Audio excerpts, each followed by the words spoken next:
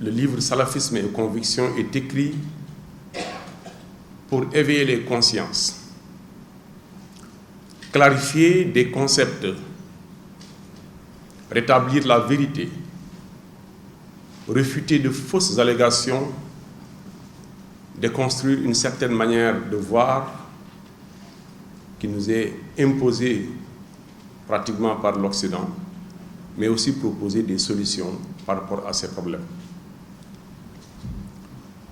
Le livre commence par montrer la politique de l'Occident depuis très longtemps dans sa lutte pour contrecarrer la percée, l'avancée de l'islam.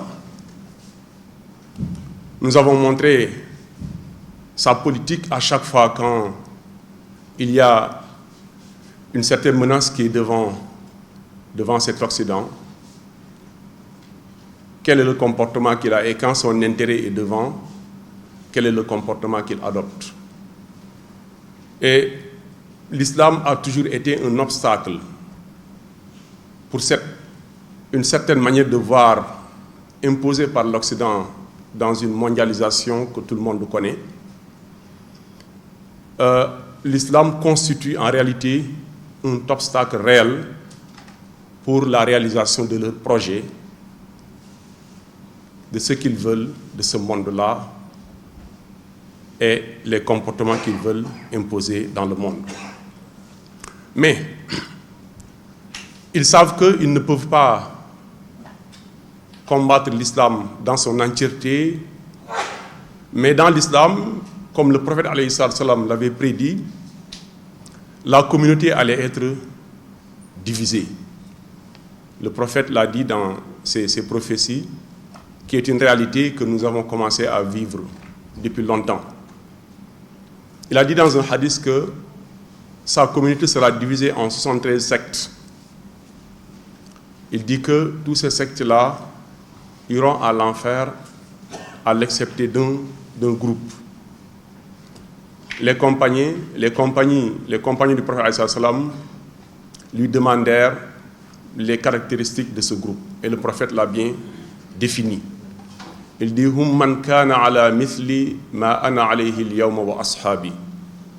Ce sont ceux qui emprunteront le chemin que moi et mes compagnons avons emprunté aujourd'hui.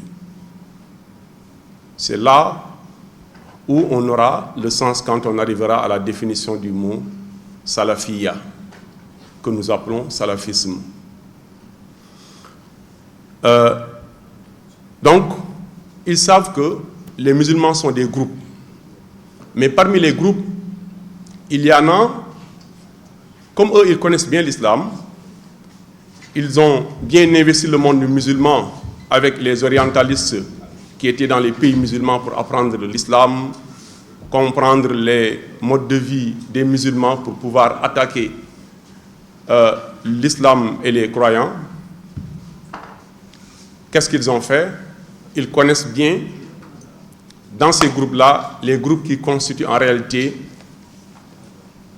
les véritables obstacles. Ils les connaissent bien, et parfois bien même que certains musulmans. Alors, ces groupes-là, c'est les groupes qui incarnent l'islam orthodoxe. Autrement dit, l'islam pur qui est enseigné par le prophète alayhi salam. Parce qu'il y a eu des choses qui ont été augmentées dans les pratiques religieuses et des choses qui ont été délaissées. Mais il ne cessera d'être dans la communauté du prophète Mohammed, paix et salut sur lui, une communauté, un groupe qui se cramponnera toujours sur les enseignements du prophète, paix et salut sur lui.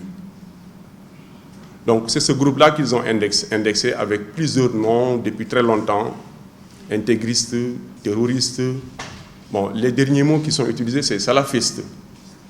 De sorte qu'ils ont travaillé sur la conscience des gens, de la population mondiale, de sorte que quand tu entends quelqu'un qui ne comprend pas ce que c'est que le salafisme, ou bien quand tu entends quelqu'un qu'on le taxe de salafiste, la première chose que tu vas penser, c'est quelqu'un qui va porter des bombes, quelqu'un qui va faire des attentats, quelqu'un qui est violent, en tout cas quelqu'un qui a tous les mots que nous pouvons dire, prononcer ici.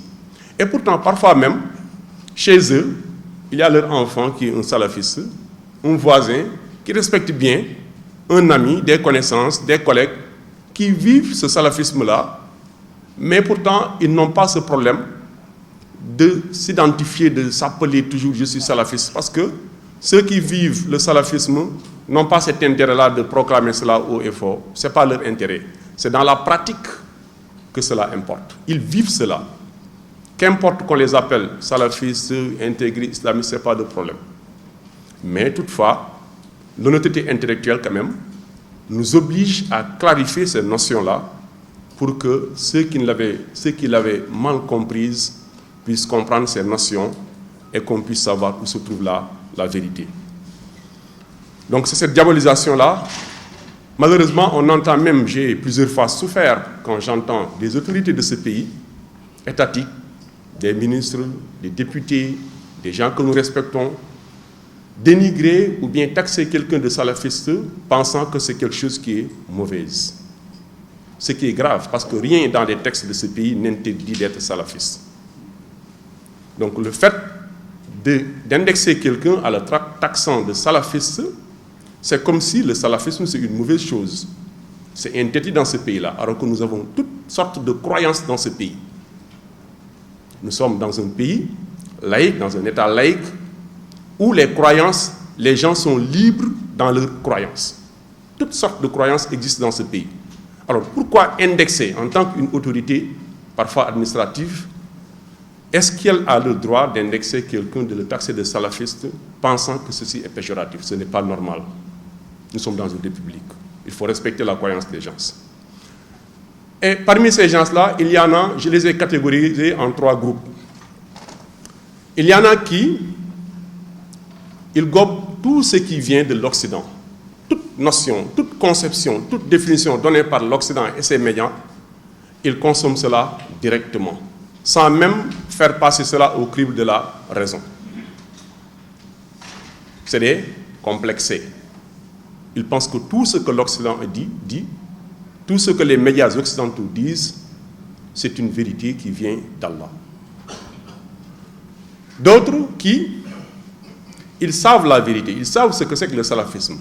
Ils le savent clairement. Mais peut-être le discours de l'Occident, le dénigrement que fait l'Occident les arrange, tout simplement parce que le discours des salafistes, c'est un discours qui dérange. C'est un discours qui met à nu tout ce qui est contraire à l'islam. Maintenant, pour faire taire ces gens-là, qui sont en train d'allumer la lampe qui permettra à tout le monde de voir la vérité et la réalité, on va employer le discours, l'argumentaire de l'Occident tout simplement pour les faire taire. Ces gens-là sont animés d'une certaine malhonnêteté. Ils savent la vérité, mais ils utilisent l'argumentaire de l'Occident tout simplement parce que le discours que tiennent les salafistes, basé sur le Coran et la Sunna et la compréhension des salafs, c'est un discours qui les dérange. C'est des opportunistes qui utilisent l'argumentaire de l'Occident. Les autres, c'est la masse. Ils ont peur, ils vivent même avec le jeune frère, grand frère, oncle, qui pratique cela. Ils ne voient pas aucun mal de cette personne-là, mais à chaque fois, ils entendent le discours négatif sur les salafistes. Ils ont envie de se poser des questions. Est-ce que mon jeune frère-là, un jour, ne va pas prendre une bombe et aller s'éclater quelque part? Parfois, ils peuvent se poser cela. C'est pourquoi le livre est venu pour aider ces gens-là à comprendre ce que c'est que le salafisme. Mais également répondre à ceux qui sont les détracteurs du salafisme, leur montrer que nous, ce que nous avons, nous savons l'argumenter sans faire du bruit. Et c'est clair, c'est scientifique, c'est quelque chose, n'est-ce pas, qui est clair à travers la religion que nous partageons. Personne n'a plus d'arguments que les salafistes dans la pratique religieuse. Parce qu'ils vont directement aux sources, le Coran et la sunna du prophète Mohammed, paix et salut sur lui. Je pense que ceci est sont les sources principales de la communauté musulmane. Donc, si on pose le débat sur la place publique et que le débat soit un débat scientifique, argumenter, je pense qu'on n'aura pas de problème. C'est pourquoi dans ce livre-là, je n'ai pas approfondi dans peut-être certaines compréhensions qui sont discutées entre les savants, etc. Je ne suis pas entré là-bas. C'est un niveau basique pour permettre à l'individu de comprendre tout simplement ce que c'est que le salafisme, contrairement à ce qu'il pensait. Et j'ai montré quel est l'intérêt que l'Occident a à pouvoir diaboliser le salafisme. Un musulman qui pratique sa religion, conformément aux enseignements du Coran et de la Sunna du prophète Mohammed alayhi salam, doit forcément avoir des comportements enseignés par ces deux sources-là. Et ces comportements vont faire de lui un bon citoyen, positif, n'est-ce pas? Et quelqu'un qui respecte les normes des sociétés, mais quelqu'un également qui, dans les actes qu'il pose, qui est cohérent, qui est honnête, qui ne vole pas, qui ne ment pas, en tout cas qui a toutes les qualités qu'on attend d'un bon musulman. Alors, l'Occident ne veut pas cela. Quelqu'un qui est incorruptible, tu le mets dans un poste, tu lui demandes de prendre une décision, il refuse de prendre cette décision parce que ce n'est pas normal. Quelqu'un qui est ferme dans ses convictions. Quelqu'un qui est décomplexé. Voilà le type de personne qui les gêne. C'est pourquoi cela ne les arrange pas. Donc, j'essaie de répondre, mais en même temps, j'essaie d'aider à clarifier. Voilà donc les motivations qui m'ont poussé à peut-être faire ma participation dans le débat qui se pose. La définition du salafisme, elle est tellement simple. C'est la pratique du Coran et de la sunna du prophète alayhi salam selon la compréhension des pieux prédécesseurs. Le mot salaf, c'est un mot arabe. D'ailleurs, le docteur Khadim Mbacké est mon salaf sur l'écriture sur le salafisme au Sénégal. Il est le premier, je pense, en écriture en français. Il est mon salaf sur le thème-là. Il a écrit un livre sur salafisme, le salafisme et ses 4 éminents imams. C'est ça, docteur? Wow. Voilà, le salafisme et ses 4 éminents imams. De ce point de vue, moi, je considère docteur comme mon salaf sur le thème-là. Voilà le sens. C'est venu dans le Coran, le mot salaf est venu dans le Coran et a le même sens. Afallahu amma salaf. Dieu a pardonné ce qui est déjà passé. Salafan lil akhirin, masalan wa salafan lil akhirin. Dieu les a fait des exemples et des devanciers pour ceux qui vont venir après. Donc, le mot salaf renvoie aux devanciers, ceux qui nous ont précédés. C'est ça le mot salaf du point de vue étymologique. Maintenant, quand le mot salaf, le vocable salaf est accompagné de salih. Salih, c'est les pieux prédécesseurs. Les savants l'ont utilisé sans pour autant appeler à un groupe, à un secte, etc. Pas du tout. Ils ont utilisé ce mot de manière naturelle dans les savants les plus anciens même. Salafu hadhihi al-umma. Pourquoi on parle du Salafu hadhihi al-umma, des devanciers de cette communauté? Parce que le prophète paix et salut sur lui, c'est lui qui les a qualifiés des meilleurs de la communauté, de meilleurs de toutes les générations d'ailleurs. Khayru hadhihi al-umma, khayru hadhihi al-umma, qarni. La meilleure des générations, khayrun nasi qarni. La meilleure des gens, c'est ma génération. La génération que le prophète alayhi salam a éduquée. Ceux qui ont été à côté du prophète paix et salut sur lui, et ceux à qui il a enseigné. C'est cela la première génération. Il dit summa alladhina yalunahum. Puis ceux qui les suivent, ce qu'on appelle les tabi'un, les suivants des compagnons. Il dit dans le hadith même summa alladhina yalunahum. Ensuite, ceux qui suivent ces suivants-là. C'est les 3 premières générations qui ont un mérite, n'est-ce pas, que toute autre génération ne peut pas avoir. C'est le mérite, ce qu'on appelle fadl suhba, le fait d'être compagnon du prophète alayhi salam. C'est un grand mérite d'être un sahaba. C'est eux qui ont reçu le message divin qui devrait en principe aller de partout dans le monde. Ils l'ont bien intégré et l'ont fidèlement transmis dans la rigueur et, n'est-ce pas, et dans la fidélité. Voilà les 3 premières générations qu'on utilise, qu'on appelle Salafou Salih. Salafou Salih. C'est les pieux prédécesseurs. Maintenant, quand on dit à un individu qu'il est Salafi, c'est-à-dire, Salafi c'est un nisba, c'est-à-dire on s'identifie à des gens. C'est un qualificatif pour dire que moi je m'identifie à ces générations-là dans la pratique de la religion. Je m'identifie à ces générations. Ana Salafi veut dire je pratique le Coran et la Sunna selon la compréhension. La compréhension est importante parce que le message Dieu, Allah subhanahu wa ta'ala, le message qu'il nous a livré, c'est un message en lettres mais également en sens. Nous n'avons pas la liberté de comprendre, d'interpréter de la manière dont nous voulons le Coran et la Sunna. C'est impossible. Sinon, on risque de pratiquer n'importe quoi et c'est ce qu'on voit aujourd'hui. Tu dis, quelqu'un qui entend le hadith, « Fa'in lam takun tarahu, fa'innahu yaraka » Quand tu ne parviens, tu ne sais que tu ne peux pas voir Allah, hein? Comme le prophète l'a dit, sache que Allah te voit. Quelqu'un vient te dire, « Fa'in lam takun » Quand tu arriveras à sentir que maintenant que tu n'existes plus, tu t'es fondé dans, n'est-ce pas, le Seigneur Allah subhanahu wa ta'ala. Voilà ces compréhensions-là qui ont existé et qui ont inondé le monde musulman. Ce qui fait que les gens pratiquent, n'est-ce pas, l'islam des manières parfois opposantes, des manières contradictoires. Donc le salafisme, c'est cela. La voie des salafs est la voie du groupe sauvé. Parce que le prophète a dit, quand il a dit que le groupe qui va sauver, lorsque sa communauté se divisera, il l'a qualifié en disant que hum man kana ala mithli ma ana alayhi al-yawma wa ashabi. C'est ceux qui seront dans ce que je suis en train de pratiquer moi et de la manière moi et mes compagnons. Donc c'est pourquoi nous nous référons, pour comprendre le Coran, pour comprendre la sunna du prophète alayhi salam, nous nous référons aux enseignements des salafs. Et le premier salaf, c'est le prophète alayhi salam. Les compagnons ridwanullahi alayhim ajma'in et les tabi'un et atba'un at-tabi'in. Voilà donc ces générations-là. Tout savant qui vient après eux, qui fait des œuvres, qui était exemplaire dans la pratique culturelle, dans les sciences islamiques, lui aussi on le considère comme un salaf. Moi, mag ñu baax ñuy jiitu.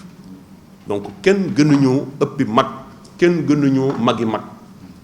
Mag ñi nga xam ne ci la ñuy askanoo ñoo njëkk ñëpp ci lislaam ñooy magul lislaam yu dëgg tigi yi ñun ci mag ñi la ñuy askanoo kon wax ni man salafi la mooy ci mag ñi lay askanoo mooy fonk mag ñi xool mag ñi la ñu nekk woon. Donc ce qui dérange dans le salafisme c'est leur discours comme je l'ai dit parce que les salafistes, bon, l'expression isme là, les gens en disent quelque chose, mais c'est le mot qu'on peut utiliser pour être compris. Hein. Voilà. Salafisme, les salafistes, c'est les adeptes du salafia, du salafisme, ils donnent de l'importance à la da'wa, ce qu'on appelle la prédication. Et ça également, c'est quelque chose qui va créer un choc entre eux et les autres. Ils clarifient le Coran, ils clarifient la sunna du prophète alayhi salam comme il l'avait fait lui avec ses compagnons. Donc maintenant, en clarifiant ce discours-là, tout ce qui est contraire aux enseignements de l'islam va être clair. Et les gens qui seront dans ces pratiques qui sont contraires aux enseignements de l'islam, clarifiées par les salafistes, seront évidemment gênés.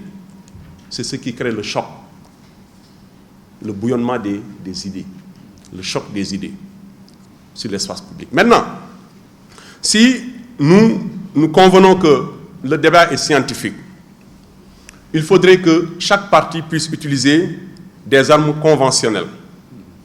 Dans un débat scientifique, l'arme conventionnelle, c'est l'argument. Ce n'est pas la police, ce n'est pas la justice, ce n'est pas la gendarmerie. Non. Des intellectuels qui discutent sur des idées n'ont pas besoin de ces forces-là. Que chacun amène ses preuves, qu'on les étale et chacun argumente. Nous pratiquons tous l'islam. C'est quoi l'islam? C'est le Coran, c'est la sunna. Allons-y voir comment les compagnons avaient compris les hadiths que nous utilisons, comment ils avaient compris les versets que nous utilisons. Toutes les sources sont disponibles. Dieu préserve la religion musulmane de sorte que rien ne se perd. On peut l'ignorer, un groupe peut l'ignorer, mais le prophète a bien dit La yazalu ta'ifatun min ummati, la tazalu ta'ifatun min ummati zahirin ala al-haq, la tazalu. il ne cessera d'être dans ma communauté. Tu peux ne pas être de cette communauté, tu peux être loin de cette communauté, mais cette communauté existera. Et heureusement que nous savions que les adeptes du salafisme savaient qu'il allait être diabolisé. Cela ne les surprend pas. Parce que dans le même hadith, le prophète paix et salut sur lui a dit « La yadurruhum man khadalahum wala man khalafahum » Les gens vont essayer de les diaboliser ou bien de s'opposer à eux, mais cela ne les empêchera pas de vivre ce qu'ils vivent.